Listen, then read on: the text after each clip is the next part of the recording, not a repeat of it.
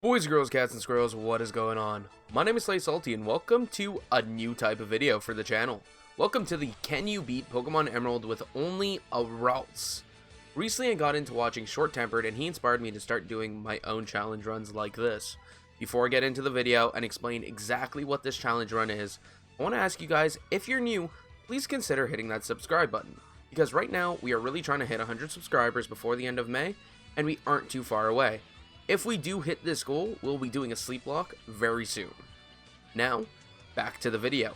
Now, you may be thinking this is just an ordinary solo run, and, well my friend, you're kind of wrong. We'll be only using Ralts, but there are 3 important rules for this run.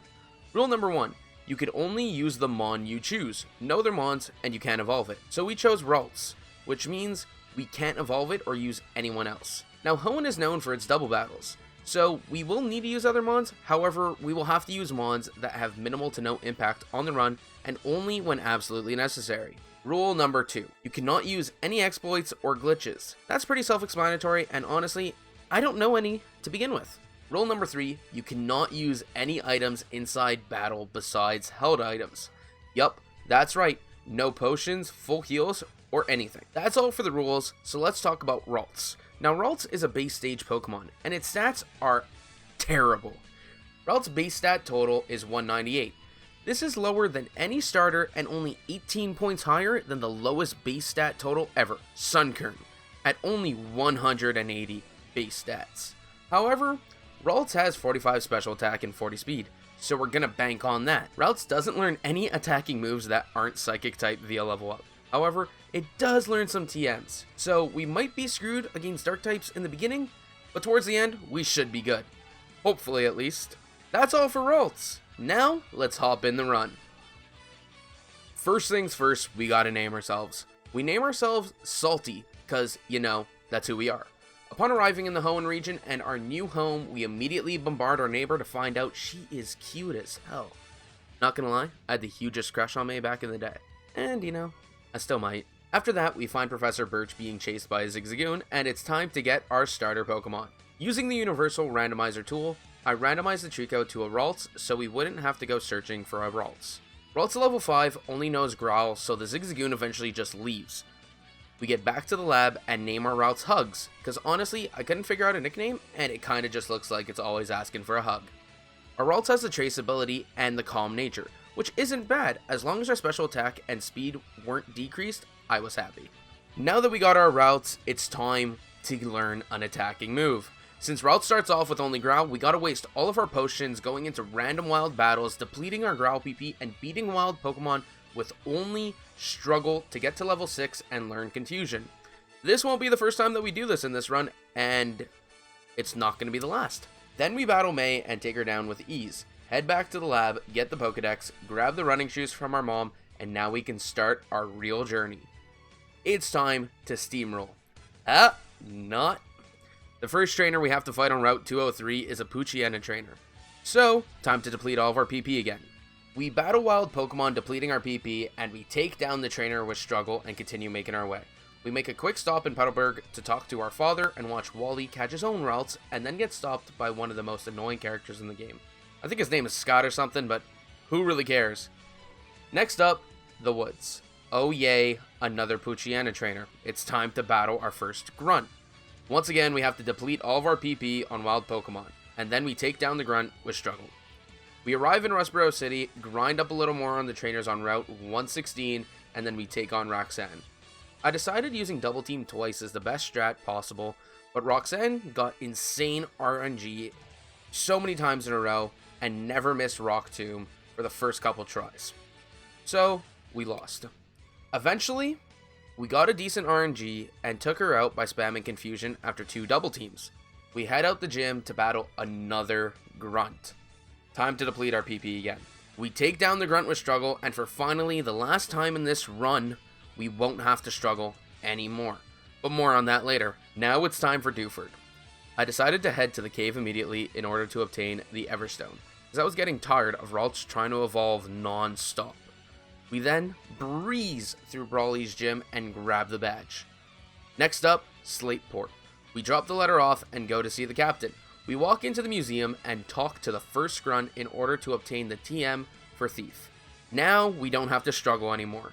We teach it to Ralts immediately, and we can finally hit dark types. We take down Team Aqua with ease and head towards Mauville City. We battle May along the way and just steamroll through her.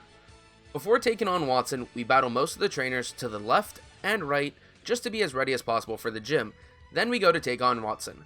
I realized that setting up with Calm Mind at least 3 times was the best way to go through this gym because he has Magneton and that thing can be quite bulky.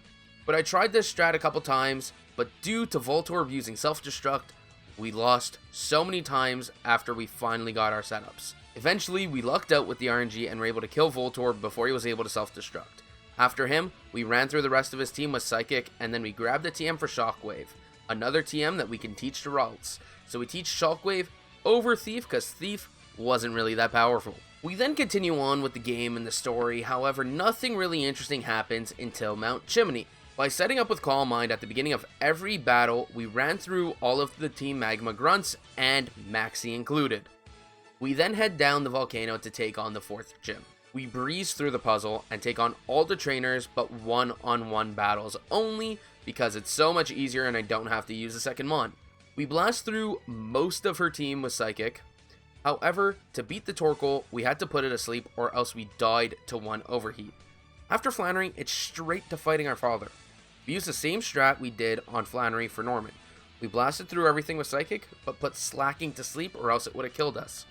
We grab Sir from Wally's dad and head back to Mauville City. Upon arriving in Mauville City, we run into Watson again, who asks us to turn the generator off in New Mauville. We end up doing this as he rewards us with the TM for Thunderbolt, which we can easily replace Shockwave for because it is in fact stronger, even though we lose the perfect accuracy. Next up, the Weather Institute. At this point, the grunts are a joke, because we just blow their dark types with Thunderbolt, and anything that's not dark gets one shot by a Psychic. After the Weather Institute, we take back on that cutie May. Unfortunately though, we have to send her away crying. We blast through her team, one-shotting everything. Now, we arrive in 4-Tree City. We immediately go see Steven for a nice date on the bridge where he gifts us the goggles or something. I don't really care what the name is. All I know is that we're going to have to use these goggles to see the Kecleon that block every path in this city and in the next route for some reason. Now it's time for the gym. Upon entry to the gym, we battle all the trainers, wiping them out pretty much with Thunderbolt and nothing else. We managed to pull through and beat Wyona, or whatever her name is, first try by spamming Thunderbolt and Psychic. Everything was a 2-shot, if not a 1-shot. Now it's time for a bulk of story stuff, which was honestly super easy. First thing we gotta do is head up the outside of Mount Pier. We take down the grunts quickly, and then we head up the inside of Mount Pier. Upon reaching the top of the inside of Mount Pier, you find the TM for Shadow Ball. I thought this would be extremely useful, forgetting that we have a down in attack nature, and Ghost is physical in this game. My bad. Next up, we take on the inside of Mount Chimney and breeze through another battle with Maxie by spamming Thunderbolt and Psychic. I guess this is the strat for the rest of the game. Now that we are done with Team Magma for a bit, time to handle Aqua. We head to Slateport to try and stop them from hijacking the submarine, but fail to do so. We try again to stop them by raiding their secret hideout in Lily Cove, but fail again. So we say fuck them for a bit and head to Moss Deep City to take on the twins. Man, these aren't the kind of twins I'm down to fuck with, but either way, let's destroy them. This was the hardest gym in this run since it was a double battle, and also the first gym I actually had to do some major grinding for. These twins are really serious. At level 75, I realized going for Xatu first, rather than Claydol, is the better option as it is the faster kill. So I put the Claydol to sleep while I wiped out the Xatu, Solrock, and Lunatone. And then I come back and knock out that Claydol. Next up, we have to help Steven take down Team Magma. I don't understand why they're back, but they are. Steven then rewards us with the Dive HM, and it's time to hunt down Team Aqua once and for all. We fail at stopping them once again as they awaken Kyogre. However, I swept Archie's team hard with Thunderbolt. We head to Sutopolis City to get up close and personal with these legends. However, enough is enough. We go searching for Quay to put an end to this fight. Maxie and Archie decide to apologize and finally admit their love for each other. Like, come on guys, let's just look at them standing there. They're clearly in love. They're probably holding hands. It's like Romeo and Juliet, but for Pokemon. Now it's time for the 8th and final gym. Man, You know how they say sometimes the waves are terrible and they could kill you? Well, Hoenn, he ain't it, chief. We absolutely wreck his team with Thunderbolt and Psychic for the Whiscash. Wow, now that was easy. Next up, the Victory Road, and our first battle is little old Wally. Man, this kid even evolved his Ralts and still can't even beat shit. We sweep through his team by utilizing our entire moveset, but everything was either a 1 or 2 shot. Nothing else exciting happened in Victory Road, so now we are ready for the Elite Four. It's endgame time. We aren't grinding, baby. We are ready for this. I feel it in my kneecaps. First up in the Elite Four is Sydney. Honestly, I thought this would be the scariest Elite Four member for us right now, because we can't utilize any stab on this man, and he was one of the hardest. It took a couple tries to figure out how to beat him, but I figured out the strat. I put the Mighty Anna to sleep turn 1 and calm-minded 3 times. When he woke up and sand attacked though, I thought it was game over. However, we end up knocking out the Mighty Anna with 1 Thunderbolt and Shift Tree with 2. Then came in Cacturn and we knocked him out with 3 as he healed once. Crawdaunt comes in and goes down immediately. Last but not least, Absol. Yeah. Absol went down to 1 Thunderbolt too. I really thought that sand attack was game over. However, it didn't really affect us as we didn't miss many Thunderbolts. Next up, Phoebe. Fuck. I forgot this game had a Ghost type Elite Four also. We put the Dusclops to sleep and set up on it with 2 Calm Minds. We then swept through most of our team with Psychic, but we had to use a Thunderbolt on Sableye because it is Dark type, so Psychic doesn't hit it. And surprisingly, she was actually really easy. After the battle, we used an Elixir to restore our PP. Then came the easiest Elite Four member, Glacia. I was pumped when we first started the battle because I traced Celio's Thick Fat, and now her primary stab would be resisted, but it didn't matter. I once again put Celio to sleep, and then set up with Calm Mind, but just once this time. Celio woke up immediately and ended up only going for Hail. This was the only damage we took all match, because then I blasted the 2 Celios and Walrein with Thunderbolt, and the 2 Glalis with Psychic.